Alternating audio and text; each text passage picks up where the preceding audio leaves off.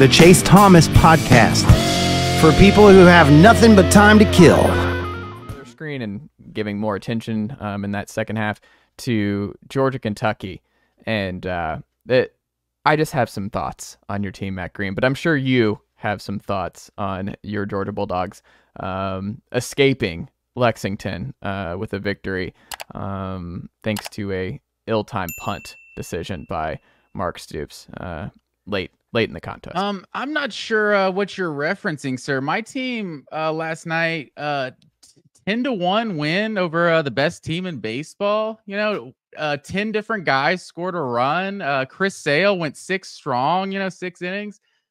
It's Braves big win over the Dodgers. So I'm not what I thought it was a great Saturday night, right? Okay. It was a good night for the Braves, but we're not going to do this, Matt Green. You're going to have to face this, because I have been saying all offseason, I have been saying through the first 3 weeks now, that this Georgia offense is different, and not in a good way. The defense, still elite. The defense was flying all over the place last night. It was another strong defensive performance from the Dogs. However, that is what we come to know. Like, Georgia's defense under Kirby Smart is going to be elite every single year. That is part of the deal here and what he has built on the defensive side of the ball, the juggernaut that is Georgia's defense. However, they have become a top 10 offense over the last couple of years, and a lot of that was Todd Monken, and there was a flip post James Coley at Georgia. This year, still an elite offense with Bobo last year, but go on. Still an elite, but it was still, they had Brock Bowers. They had other dudes who were still game wreckers. They had Ladd McConkey. It was still kind of some leftovers of guys who were NFL type guys. Ladd McConkey, really good out of the gate for the Chargers. They've had a lot of drain of some high quality difference makers at the skill position spot. Rod Thomas dismissed before the year. We don't really know how much that really would have affected things going into this year. Dylan Bell, solid player. You look at London Humphrey, solid player. Arian Smith, solid player. Oscar Delt, solid player. Trevor Etienne, solid player. That's something That's the one I'll disagree with you on, but well, go on. And David Pollock, Georgia alum. I sent you this tweet, and it's something that I have been saying all offseason and going into this year was, it's not that Georgia has a dearth of offensive talent. They just don't have anyone great anymore. They don't have, this particular year, they don't have any game wreckers. They don't have anybody that puts a lot of fear in opposing, like, elite defensive minds in the sport. And this is a direct tweet from David Pollock last night. Quote, "This will be very unpopular amongst Georgia fans. I see a lot of really good players on offense, but I don't see a lot of great." And that even includes Carson Beck, who did not have a great game last night in Lexington. I just look at this Tate Rutledge. I don't know if you know the current update there, but he gets hurt last night. That could be a situation to monitor for Georgia down the line if that's something that lingers. I don't know what's going on there, but ultimately Georgia survives. But I think Georgia fans have just kind of like, we're going to get into gear, we're going to get through, and it's going to be fine. The problem is, and the difference between 2 years ago and Kirby is citing like the Mizzou comeback for win, and like when Georgia has struggled in Lexington before, from my vantage point, the difference is the schedule is still really nice.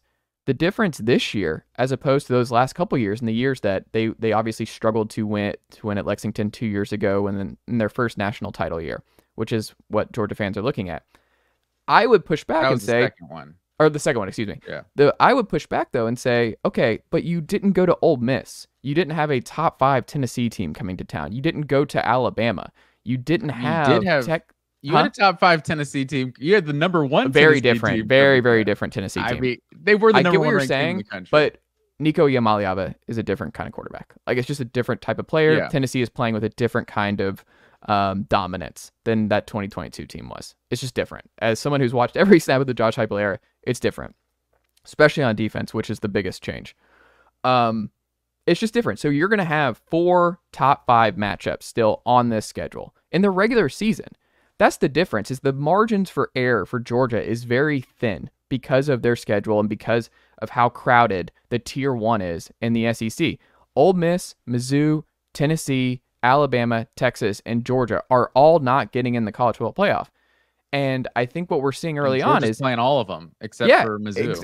Exactly. And you see Texas's offense, they're rolling. You see Bama's offense when they're really firing in Madison, they're rolling. Tennessee's offense, obviously rolling. Ole Miss is the number one scoring offense in the sport. And then you look at Georgia's offense, you were able to get away with that early. Like, you were able to get away with that in the regular season years ago when your schedule was what it was. And I'm not criticizing Georgia for having the schedule that they did. I am saying it is a different kind of beast now with the schedule that they have in front of them, that if you're a Georgia fan and you don't think that you have real problems and there should be real concerns, Ole Miss is now favored in the ESPN projections of that game. And I understand this will change a little bit, but Alabama, Georgia will tell us a lot in 2 weeks. I'm glad both have a bye, and I'm unbelievably excited for that game. But I think it's fair to just say, Georgia, I understand they haven't lost a regular season game in years. I understand that. You have to look at every year as its own type of deal. And this year in particular, I think it's fair to be objective and say, this Georgia offense does not scare people the way that the offenses have scared them over the last couple of years in this Georgia dominant run.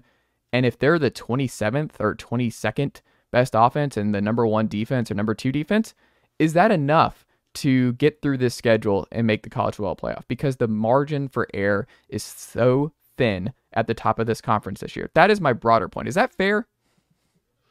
So that's a lot to unpack there, for sure. But so to start with, I think this is what we talked about with losing guys like Brock Bowers and Ladd McConkey. I mean, a case could be made that, those are Georgia's two best pass catchers in the last decade, So, you lost two explosive playmakers, and especially guys that made a lot of catches, a lot of plays after the catch as well. So I think obviously those guys are going to be tough to replace. The one part I disagree with you is Trevor Etienne is elite. Like, that dude is a baller. Like, he had no room to run. Absolutely, dude. If you were watching, he made 2 or 3 guys miss every single time he touched the ball. The problem was half of that was in the backfield, and it would be a 1-yard gain because Georgia was creating no room to run offensively. You saw in the second half, at least Etienne, he still ended up with what, like 80-something yards, 79 yards on 19 carries. 4.2 yards per attempt. His longest run was 17 yards, 19 carries, 79 yards. Georgia ran the ball 3.4 yards per attempt in this game. 30 carries, 102 yards. That's just different. Yeah, like, that's what I would be the most worried about because, like, obviously the silver lining, you can talk about if you want, like, oh, this is what Georgia does every time they go to Lexington, Kentucky. So obviously you've seen Georgia have bad performances in Lexington and still, win the national championship. But just judging in the 2024, scope, like, yeah, this was a terrible performance offensively. And not only that, like, the fumbles too, like, they fumbled it twice and were able to get on it. Like, they just couldn't sustain any sort of drive. Like, this game just went, like, to the exact playbook of what Kentucky wanted to do. Like, because, I mean, that's the thing. Like, Georgia still hasn't allowed a team in the red zone through the first 3 games of the season. So, like, Kentucky didn't get in the red zone. Obviously, that's not a good thing, but they moved the ball and they kept the ball. Like, they had the ball for 35 minutes in this game. Like, I think Georgia only got the ball 4 times in the second half. It felt kind of like that South Carolina game from last year where Georgia just did nothing in the first half, but then you saw they were almost perfect in the second half and put together like 4 straight scoring drives and won the game. It's like you were just assuming at some point Georgia's going to put together some scoring drives, and they just, I mean, they had 1 touchdown in this whole game. So, yeah, I mean, I think you should definitely worry about Georgia's offense. The play, I think there are good enough playmakers on this team because I think Carson Beck is elite. I think this was just one of the worst performances I've seen from Carson Beck. Like, he was off, like the run game was off, and Carson Beck, when he did have guys open downfield, he missed a couple. So like he had Dylan Bell on that one that, that could have been like a 60-yard touchdown. I know there was one in like the second quarter too. And it's like those change the games if he hits those. And I think that's been Carson Beck's one weakness, really. I mean, and you saw Carson Beck, how many plays he kind of kept alive with his legs too. Like, he was under some pressure. So I think Carson Beck still is that guy. It's hard to explain how poor this offense looked on Saturday. But I think the one weakness of Carson Beck's game has been that deep ball and his deep ball accuracy, because that 15 to 25 yard window, he seems to hit dudes in stride perfectly, like those mid-tier throws. But for whatever reason, he doesn't seem to connect on the deep ball at the same rate that like a Stetson Bennett did, even though he's clearly got more arm talent. Yeah, I mean, what do you think? Because there was some wondering aloud I saw on Twitter and Dog's Twitter about like if Carson's banged up and if he's not at 100% right now, maybe that would explain some of it. But you look at, I mean, Dominic Levick, that 30-yard catch to really seal the game for Georgia was huge. He had a good game, but he's the one where I would say he still scares you. And I think he should scare opposing defensive coordinators here over the next couple weeks. He is a dude. Like Dominic Levick is a NFL receiver. But you look at the rest of how Georgia's receiving room did in this game. Dylan Bell, 1 reception, 20 yards. Colby Young, 2 for 20. Arian Smith, 2 for 13. Oscar Delp, 2 for 12.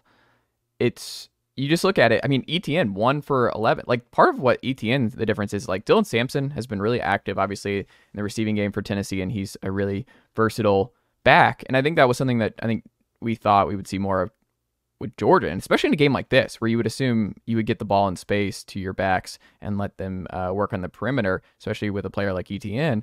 But that didn't really happen. But it just goes to show, like, Delp's solid. Urasek is solid. Arian Smith, probably a boom or bust kind of guy in every game where he might have a big game or you might not hear from. London Humphreys, nothing in this game. But a lot of transfers. Nate Frazier hardly played in this game. That was a weird one, too. I don't know why Nate Frazier wasn't a big factor in this game. That was strange. But I just look at it. I mean, Georgia, it's not like Georgia's going 8-4 and 9-3. But I do think with this schedule and with the guys that they have out wide this year, they still have dudes I like coming up. They have a true freshman. I think Lawson Lucky. You look at Nate Frazier, we've talked about and hyped up on this podcast.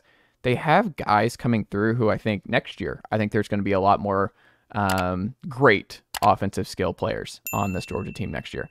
I just think this year they don't have the in-house, older, ready-to-go options to be as dynamic as they might need to be to win a national championship. They're number 1 right now, but I think everyone looking around, and I think even if you gave Kirby some truth serum, would be like, I don't think we're the number 1 team in the country right now.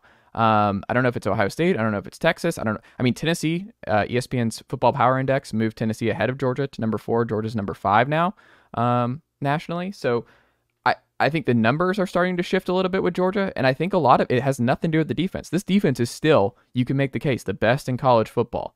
It's a defense that I would want to play less than any other defense in the sport. However, this offense does not scare me. There are guys where Tennessee can play press coverage against this group in November, and it doesn't scare you. They're starting to do a lot more press man than they've ever done with Jermod and Ricky Gibson and company. I don't think they have those guys. I mean, the tight end position, where we've just come to really expect dominance from Tennessee. Oscar Delp is a solid player. He's not a game wrecker. He's not Darnell Washington. He's not Brock Bowers. Those guys don't come along very often.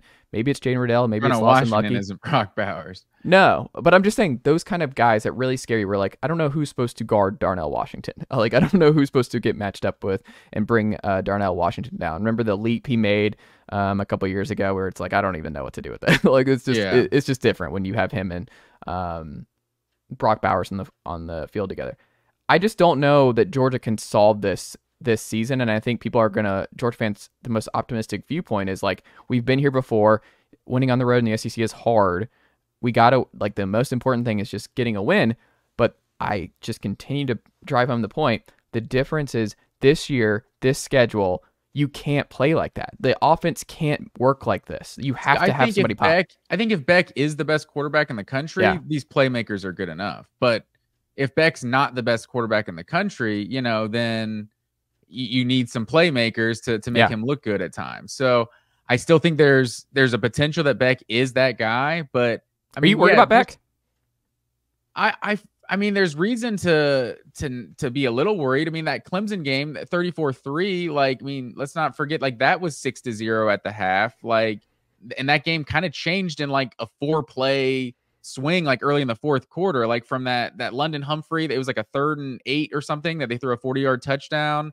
I think that like 2 plays later is that Malachi Starks interception. Then the next play is Nate Frazier's like 50-yard run. And all of a sudden it looks like Georgia's blowing Clemson out, whereas they didn't really necessarily make that many plays in that game either, even though the defensive performance. See, that's the thing. So the defense is obviously hasn't led the opponent in the red zone and hasn't given up a touchdown, but giving up 170 yards on the ground like this to Kentucky, like this is what I thought Brock Vandegrift was going to be, like a limited kind of passer, but solid and just athletic enough to keep defenses honest. And like, if you have a good run game, like you could have some sort of pulse offensively with a guy that can do that in the college game. We did, but how do we see 1 total yard against South Carolina and he gets benched and then you see, 24 first downs for Kentucky in this game versus 12 for Georgia. Like they were just on the field.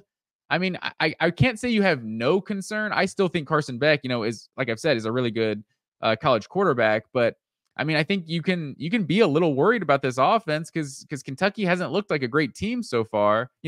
Obviously, when you get embarrassed, you throw everything out, and start from scratch. And I'm sure Kentucky made a lot of adjustments from what they did a week ago versus South Carolina. And if you're a blindly optimistic Georgia fan, you can just credit this to Georgia's got this crazy stretch and of schedules and Bama's coming up. They were looking ahead, whatever. I don't think that's true. I think Kirby Smart is just, I think he's got this team, that's so subconsciously, maybe you just don't get up for Kentucky the same way you get up for another game, but that's not on Kirby Smart, or it could be on Kirby Smart. You can blame Kirby Smart if you want, but I'm saying, Kirby has this team ready to play every week, like 42 regular season wins in a row. It's just these things happen. Hopefully it's just a one-off for Georgia. But, I mean, you got to be a little concerned about what you're seeing from the offense. Absolutely. The green line stat of the week, I don't know if you saw this. It was probably on the broadcast. Last 5 years, fewest points scored by Georgia football. 16 and 22 at Kentucky, 14 and 2020 at Kentucky, and now 13 in 2024 at Kentucky. So maybe this is just something weird and Georgia will figure out how to right the ship. But no, I fully expect, only because of who teams played this week, I don't expect anyone to jump Georgia at number 1. But last week, what did they get? They got 54 of the 63 first place votes. I wouldn't be shocked at all if they're at like 30 first place votes or something. I think Texas, Ohio State, were they off? I didn't even watch Ohio State play. I think they were off this week. They have a bye week yesterday. So I don't know if Ohio State can really jump in a bye week, but Texas, now having 2 quarterbacks that are studs, maybe they might take some of those first place votes. I was going to say, I feel like it probably should be Texas at this point. But the Quinn Ewers injury, I don't know how much that clouds it in terms of what happens there. But Arch Manning looked damn good. And I guarantee Tennessee gets 1 first place vote. Like I guarantee it. America's team. Final thing here, though, before we get out of Kentucky, Georgia, I can't emphasize enough how I would have needed a new TV if my coach had called that punt at midfield with the game on the line.